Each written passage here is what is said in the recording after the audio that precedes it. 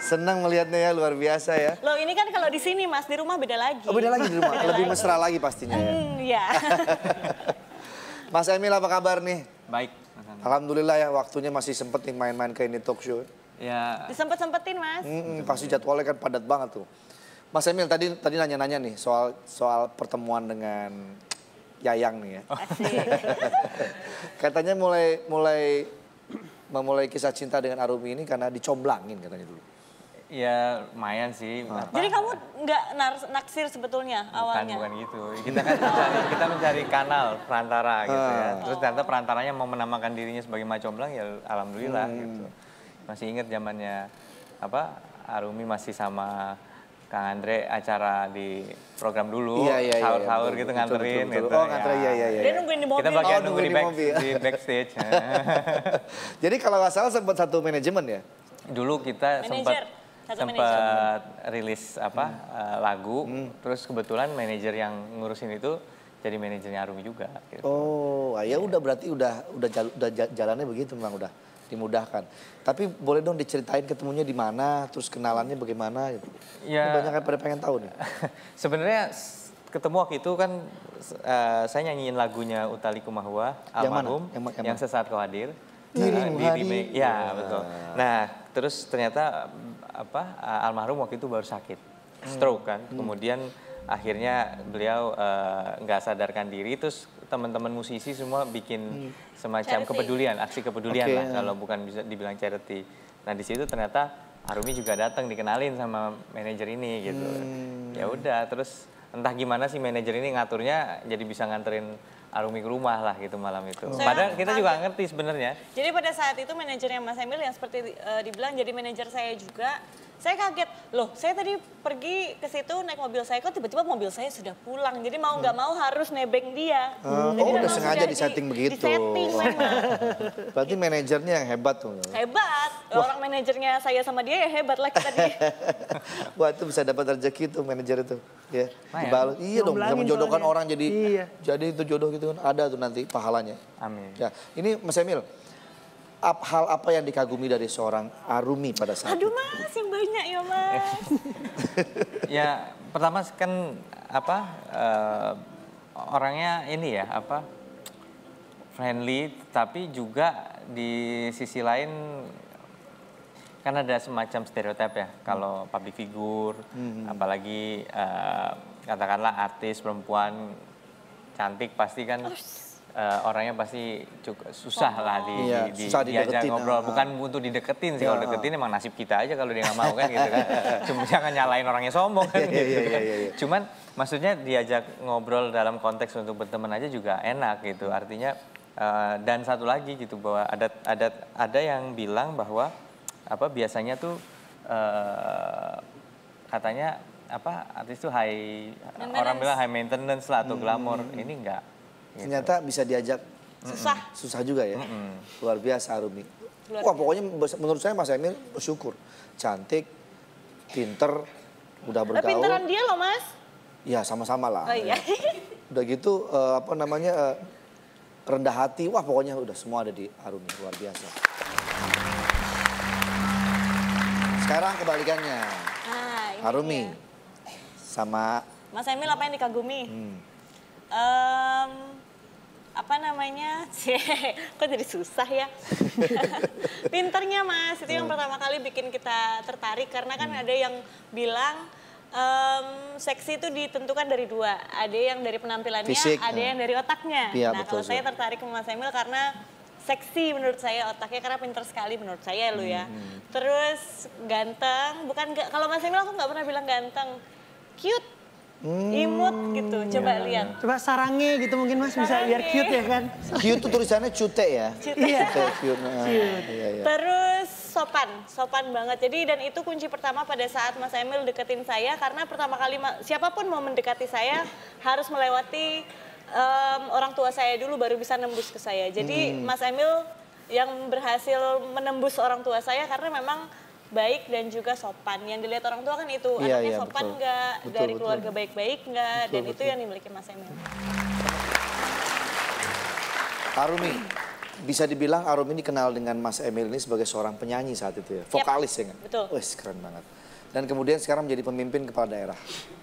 Gimana perasaannya nih? Sempet terbayang nggak sebelumnya? Sebenarnya hampir sama Mas Emil sama saya. Saya vokalis juga nyaris menjadi. Tapi belum rezekinya ya. Enggak kebayang sama sekali karena kan memang pada saat ketemu Mas Emil itu selain penyanyi sebetulnya kan kerja kantoran.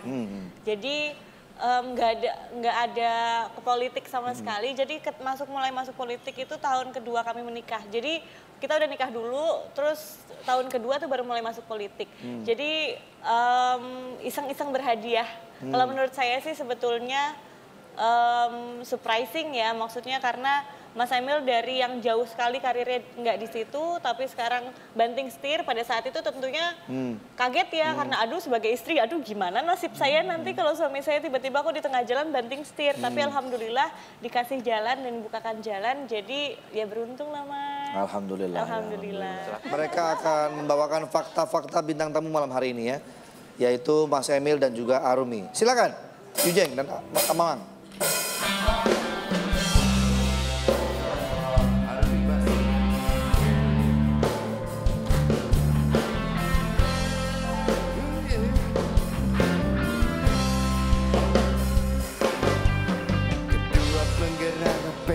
Jatim di politik makin yakin ya Arumi Basim. Awal karir dari modeling, lalu dia jadi syuting belajarnya homeschooling.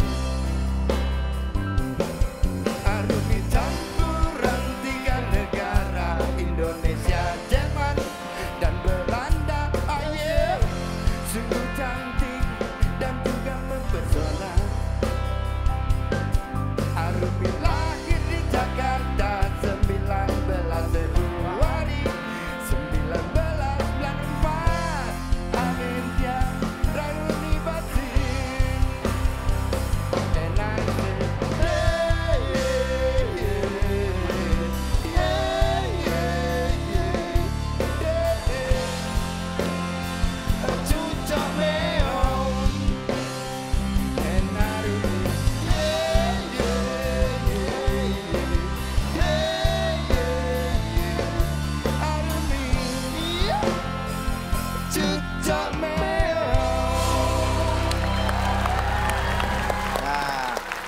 Tadi kita udah dengar ya fakta-faktanya Arumi. Ya. Tadi ada kita dengar bahwa Arumi ini blasteran Indo-Jerman Belanda, betul ya? Betul ya.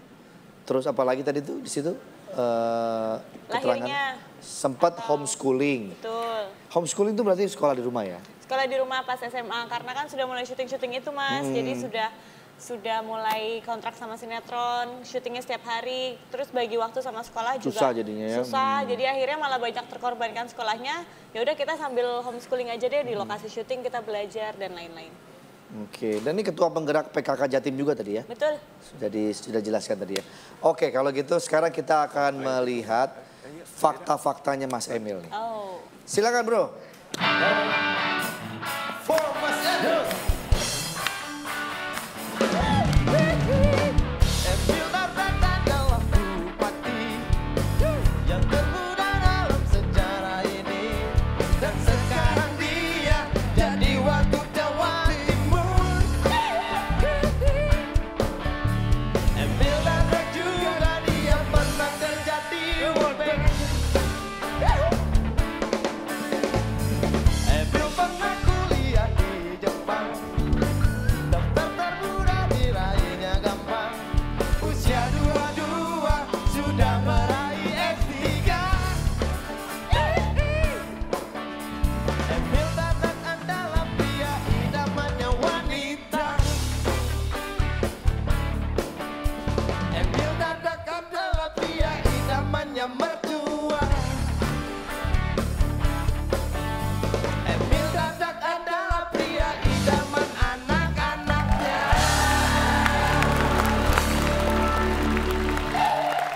Oke, terima kasih ya. Nanti beseknya diambil di belakang. Kita nggak pakai uang, tapi kasih besek. Besek, ya. Mas Emil, tadi saya lihat faktanya adalah umur 22 tahun sudah menjadi S3, udah mendapatkan S3. Iya. Mudah sekali itu, itu belajarnya bagaimana itu? Cuman tadi di fun fact dia bilang diraihnya dengan gampang, nggak gampang sih sebenarnya. Susah pasti itu. Jadi itu menurut saya mudah Caranya banget. mungkin pada saat itu nggak punya pacar Pak, jadi fokus gitu. Ya artinya 22 tahun sudah dapat gelar S3. Iya. Itu berarti luar diniatin biasa sih. ya? Diniatin. Jadi waktu itu ada pilihan mau ngambil kuliah di mana. Nah, sebenarnya saya harusnya ngambil semacam junior college dulu. Tapi saya lebih milih, enggak deh saya mau loncat coba. Jadi saya ke library, pinjem buku, belajar sendiri. Terus dalam waktu 3 bulan saya ambil ujian. Akhirnya dengan nilai ujian itu, saya bisa daftar ke beberapa university. Kemudian diterima dan di situ bisa selesai dalam waktu 3 tahun ya. S1-nya. Nah terus memang kebetulan mulainya agak awal dari mulai SD-nya agak awal. Jadi teman-teman 6 tahun itu kita 5 tahun. Iya. Dan tapi belum ada Axel waktu itu kan. SMP kan sekarang udah ada SMP, SMA Axel 3 jadi 2 tahun. Nah cuman waktu ngambil S2 terus ngambil S3, pas masuk S3 tuh udah tahu mau research apa, udah di planning. Nah, kebanyakan teman-teman ngambil doktor tuh biasanya galau di tengah jalan. Oh saya research ini, terus tiba-tiba mau research yang ini. Pokoknya gampang. Nah kita udah dari awal udah firm, ini researchnya maunya ngambil ini. Bahkan pada saat mentok gitu kan, kita pakai statistik tuh ya. Pada saat mentok itu kita nggak langsung nyerah, udah dimodifikasi dikit aja. Teknisnya persamaannya kita rubah dikit.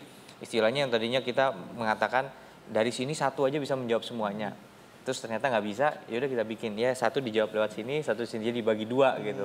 Ya udah akhirnya bisa selesai tepat waktu. Cuman pas terakhir mau sidang. Tiba-tiba pas di Jepang demam, parah banget sampai diopname. Jadi dokternya nggak tahu saya sakit apa. Sampai dimasukin ke isolasi, ruang isolasi. Saya kira tadinya kita dapat ruang VVIP, ternyata kita diisolir. Karena mereka nggak tahu kita sakit apa. Jadi dibilang, saya sakit apa dok? Orang Jepang kan nggak tahu kan, dia bilang, you have a kind of blood disease. Wah, saya bilang mati nih saya bilang kan. Ternyata demam berdarah.